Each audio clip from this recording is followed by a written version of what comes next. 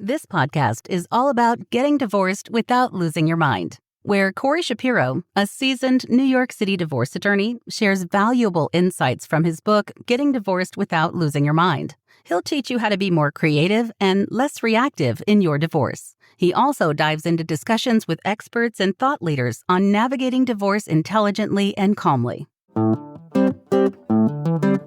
Welcome to Getting Divorced Without Losing Your Mind, the book and podcast to help you become more creative and less reactive in your divorce. I am your host, Corey Shapiro. I am a divorce attorney in New York City when I'm not doing this podcast and when I'm not writing my book.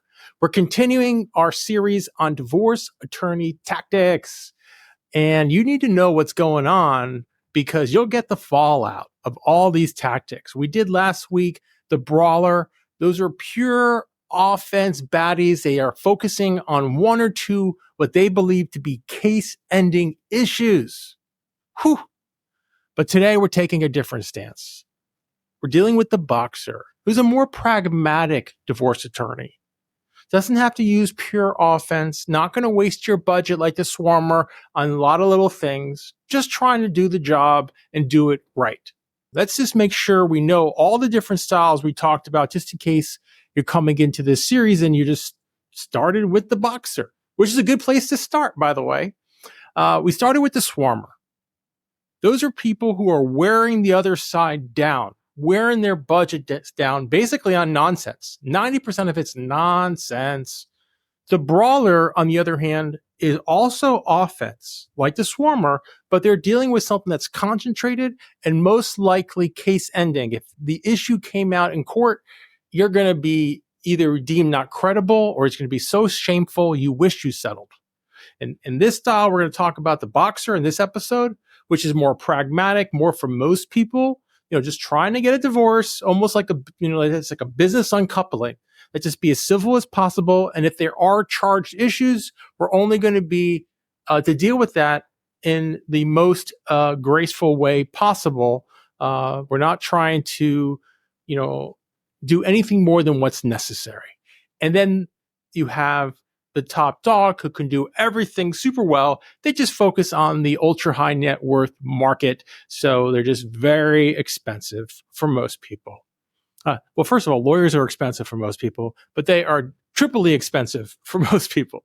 All right, let's start with our quote. We love to start with our quote. We're going to bring the wisdom in from our owls sitting up there in the tree, giving us wisdom. I love those owls.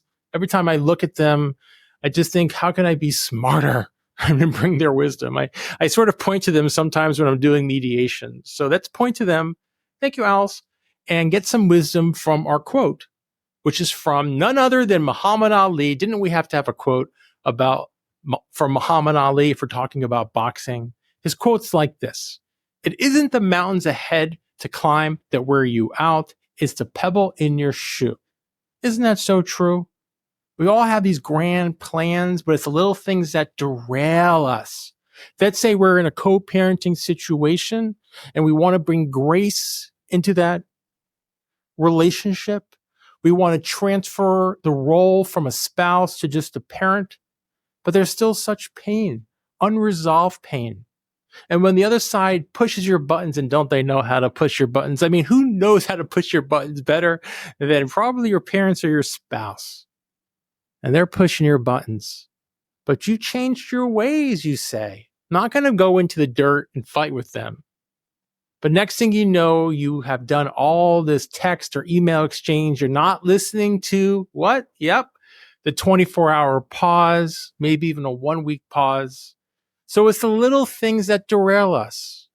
For me, for example, when I record this is Friday.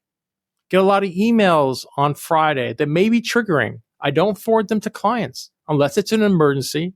It can wait till Monday. They need to renew over the weekend. So that's the whole idea here. Let's not let little things derail us. All right. Let's talk about 4 things about the boxer that you may want to consider.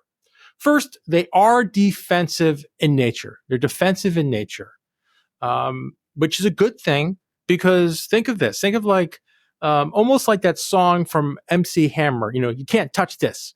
Just think of trying to, get all these issues like here, issue, but you can't touch this. That's the boxer just, gliding past you. Think of that. That's in most cases, that's what you're doing. You're not getting into the weeds with the swarmer. You're faking out the brawler with their punches that are probably, if you're fighting with the brawler, it's probably not something that they're focusing on, which is case ending. Sometimes the brawler focuses on an issue which might not be as powerful as they think. So that's the nut of the boxer. Now, you might need to step up from the boxer because sometimes you need to be offensive. And an offensive in a divorce is like this. You have to have an argument and a counter argument. So it's in another way, in persuasion, it's a frame and a counter frame.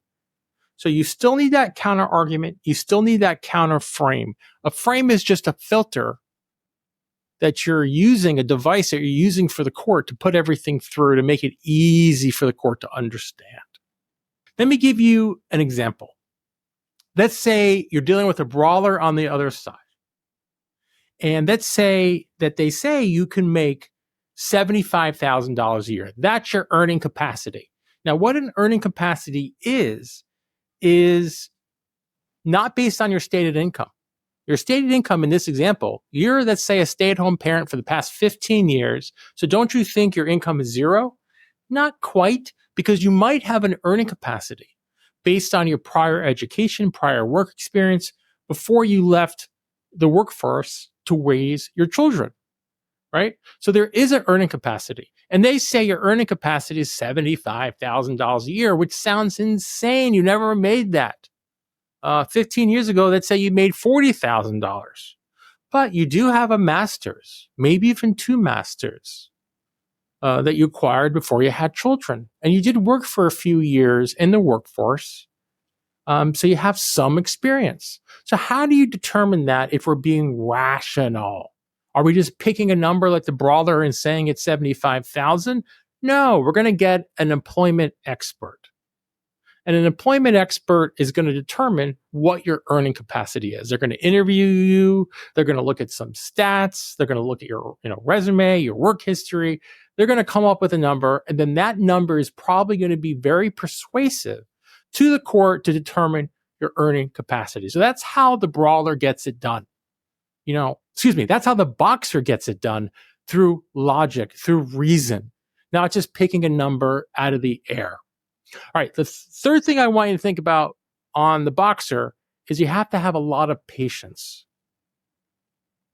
You have to have a lot of patience, and you have to be resilient, because the boxing style is not as sexy, quote unquote sexy, as the swarmer who's just making all this noise.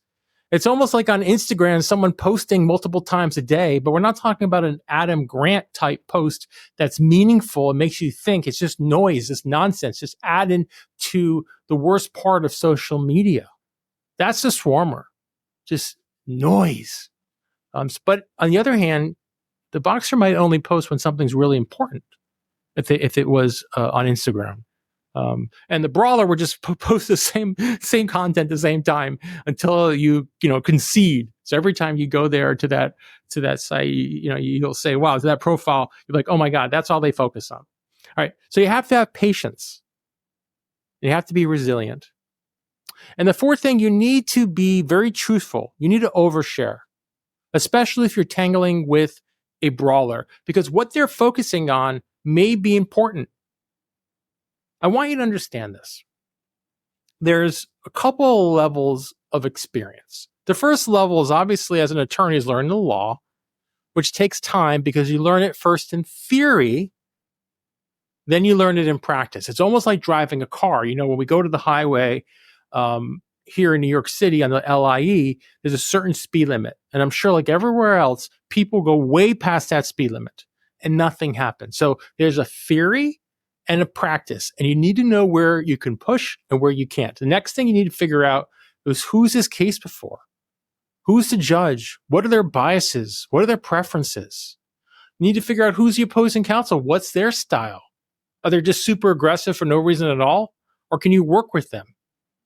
See, all these things come out with experience. So that's how you really need to know this. And if you come into this situation, you're withholding information, that might be hurtful because maybe your attorney will give you different information, different advice if you gave them that information early on. I had a case, for example, where I thought relevant issues came out on cross-examination of my client.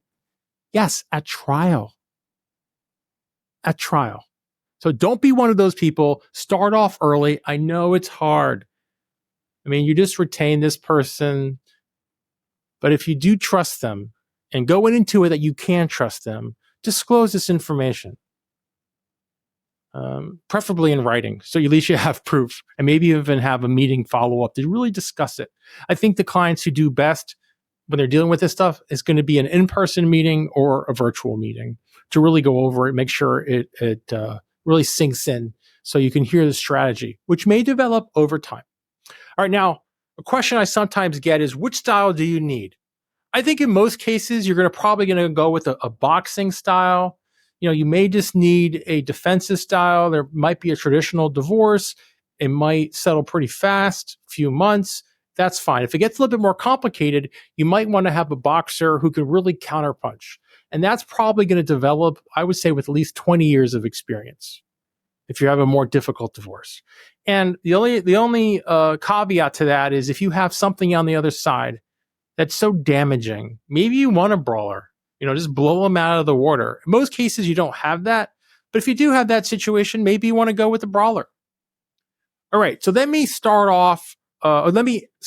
end this podcast with an exercise. But before we do the exercise, let me just make sure you guys understand.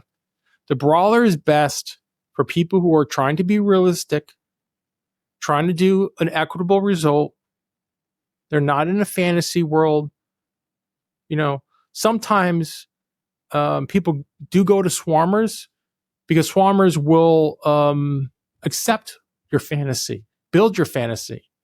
And sometimes you're going to have to switch counsel, which is not hard to do in a lot of jurisdictions, not hard to do here in New York, to really find a way out of your divorce. Because unfortunately, there's a lot of attorneys who prey on emotionally vulnerable people, and that just gives the profession a bad name. All right, here's my exercise for you.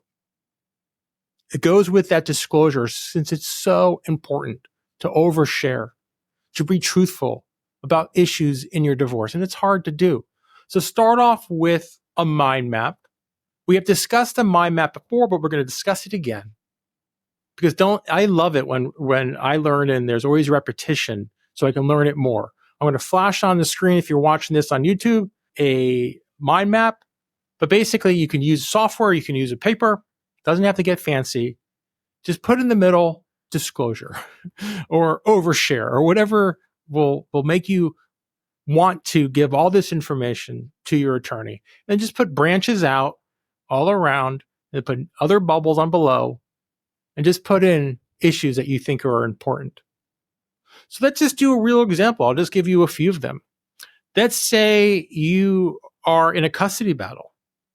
And let's say you want to be the primary parent. Okay. Now look at it from the other side's perspective. What would they say? Maybe one bubble could be, you work 70 hours a week. So that could be an issue that you want to talk to your attorney about because you might not be around so much. Another issue could be that you travel 50% of the time. That could be something you have to share, and you might have to make adjustments. Another issue could be that you've never taken them to the doctors. Not because you don't want to take them to the doctors, but just because that's how the division of labor was divided in your home. So you getting the point here? That's how you do a mind map. That's how you have this discussion. And then you will build a strategy, a frame in that divorce with your attorney to make sure that you can achieve your goals. And maybe it's not achieving your full goal of a custodian, of a primary parent, but maybe it's another goal. Maybe it's equal parenting time that is more achievable. It depends on the situation, and you're going to have to speak to your attorney in your jurisdiction to figure it out. But that's the start of it. All right. Our next episode, we're going to end it with the top dog. These are the elite divorce attorneys who can do every style. They can be pragmatic, but they can do a lot of dirty work, and make things super difficult, like the brawler and the swarmer. They're just better at it, and they're very expensive. So I want to thank everyone for tuning in to this podcast, for working on their divorce, not just in it, not just being the puppet, trying to be the puppet master, trying to learn about these techniques that are happening to you, because it can be so overwhelming, especially the first time you're going through a divorce. I want you to make better choices when you're in that stress, when you're in that crisis, when you're in that chaos. And I hope these resources help you. I am your host, Corey Shapiro. Join us next time on Getting Divorced Without Losing Your Mind. Thank you for tuning in to the Getting Divorced Without Losing Your Mind podcast. We would love to hear your feedback. Send Corey an email to feedback@gettingdivorced.org. And if you've read his book, please consider leaving an Amazon review. This podcast offers general information only. It cannot replace legal advice. If you need tailored advice, contact an attorney licensed to practice in your area.